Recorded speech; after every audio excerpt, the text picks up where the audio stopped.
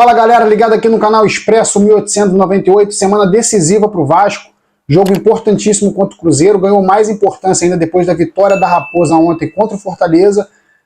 Vamos falar desse jogo, vamos falar da expectativa do que o Vasco pode fazer para arrancar ponto do Cruzeiro no Mineirão sem torcida.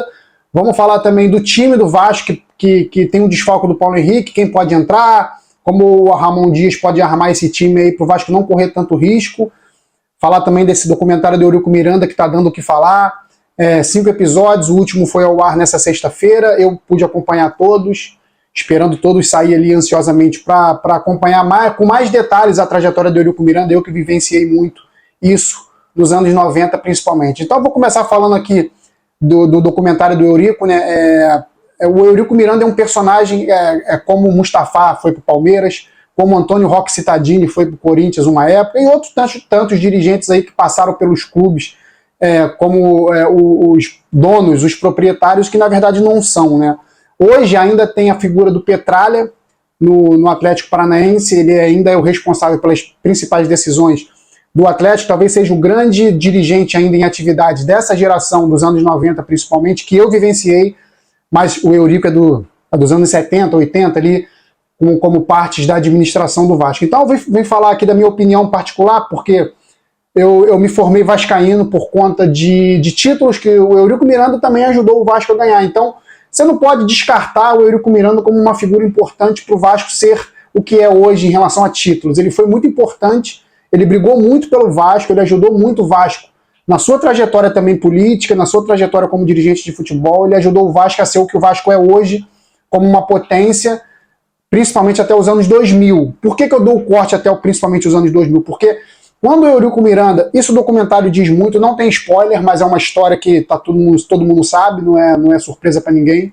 O Eurico Miranda, quando ele começa a se confundir, ele ser o Vasco ser ele pega o Vasco como uma propriedade dele pessoal, ele começa a se embananar e se tropeçar nas próprias pernas. Ele comprou brigas pessoais pelo nome do Vasco, que fez o Vasco não conseguir patrocinadores, fez o Vasco ser o que é hoje, um clube falido, hoje vendido, mas até ser vendido um clube falido. Então o Eurico Miranda ele fez bem para o Vasco enquanto dirigente pro Vasco. Quando ele pensou que o Vasco era ele e ele era o Vasco, tudo desandou. Isso começou nos anos 2000, coincidentemente na sua eleição para presidente. O Eurico Miranda teve seus principais títulos como um importante dirigente do Vasco, como vice de futebol, como diretor de futebol, mas como presidente ele só fez besteira, ele confundiu a imagem dele com a imagem do Vasco, ele pegou o Vasco, como eu falei, de uma forma pessoal, brigou com importantes empresas e fez o Vasco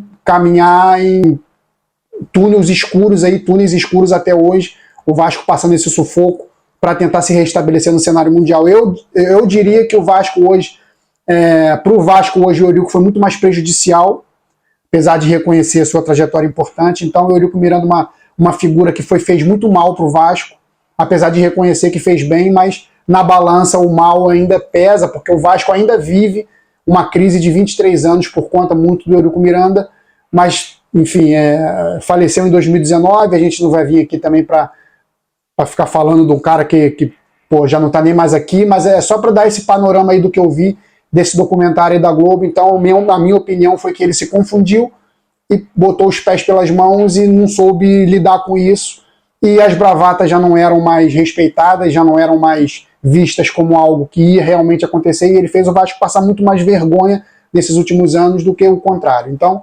só dando esse panorama importante sobre o documentário, de uma figura muito importante no Vasco, que até hoje reverbera ainda na política do Vasco.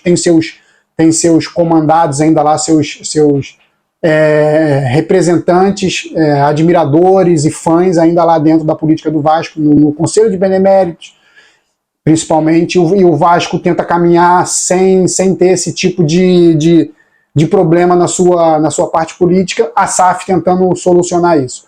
Mas falando aí do futebol, vamos ver Vasco e Cruzeiro quarta-feira, 7 horas da noite no Mineirão, um Mineirão vazio, na verdade. Cruzeiro que deu um respiro ontem vencendo o Fortaleza por 1-0. Lá em Fortaleza, esse campeonato é muito maluco, galera. Não tem prognóstico nenhum, não tem perspectiva nenhuma. A gente esperava que o Cruzeiro fosse vencer o Curitiba, que já está praticamente rebaixado. Ele perde para o Curitiba, e vai a Fortaleza, a gente achando que o Fortaleza ia finalmente se restabelecer no campeonato, e o Fortaleza perde para um Cruzeiro sem torcida, desanimado, vindo de uma derrota, vindo de uma punição do STJD, e o Cruzeiro vai lá e vence o Fortaleza por 1-0, chega aos 40 pontos, ainda não passa o Vasco pelo número de vitórias, mas claro que dá aquela preocupação no torcedor vascaíno, já que a gente vai ter o confronto direto na quarta-feira.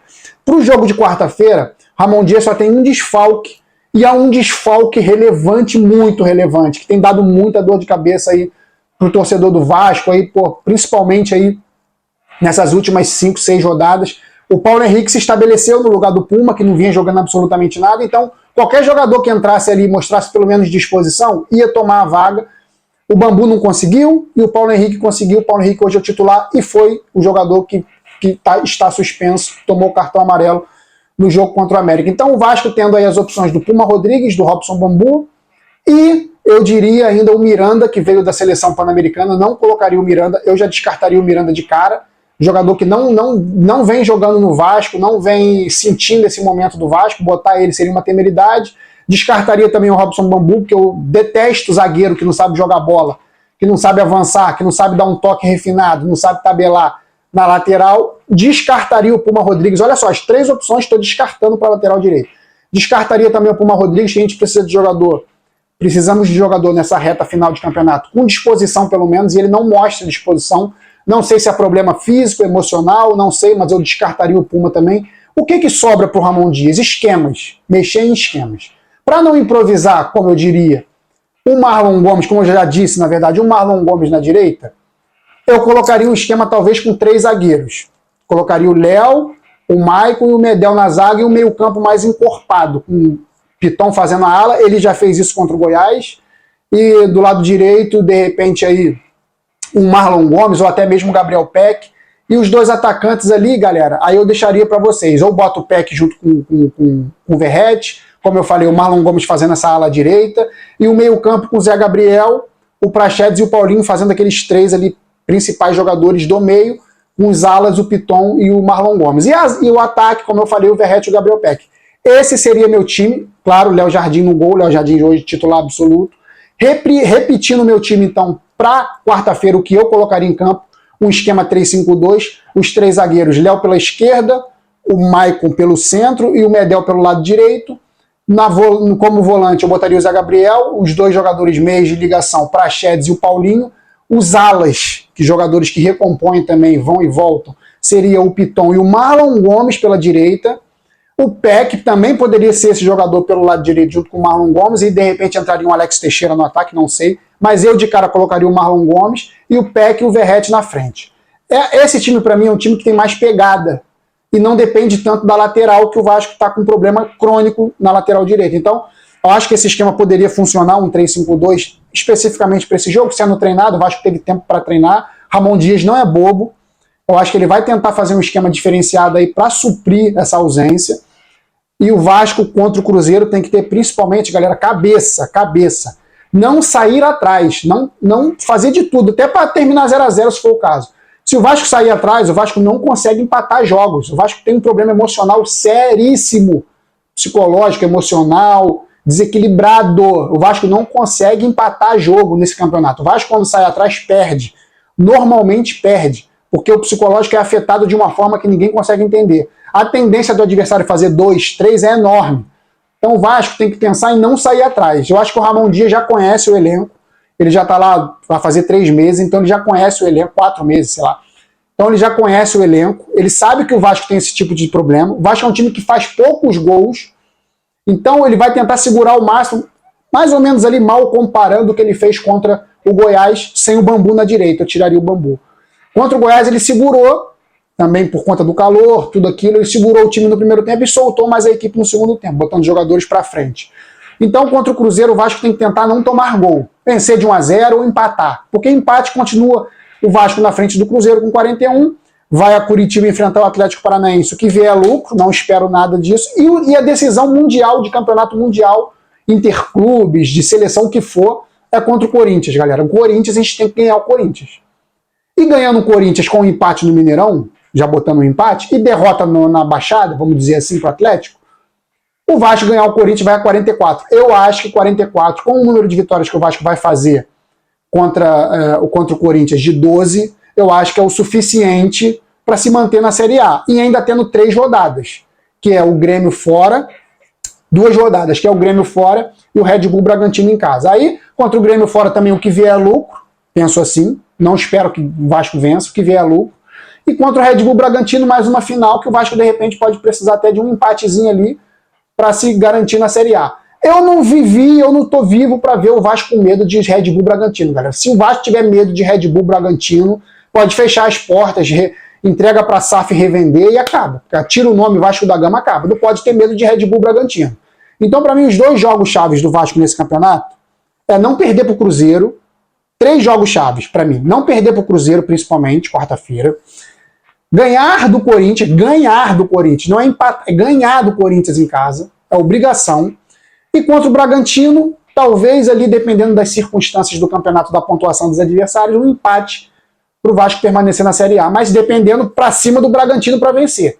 E sem medo, galera, sem medo. O time do Bragantino é um time bom, um time arrumado, mas sem medo. Se tiver medo de Bragantino, como eu falei, fecha, acaba, muda de nome.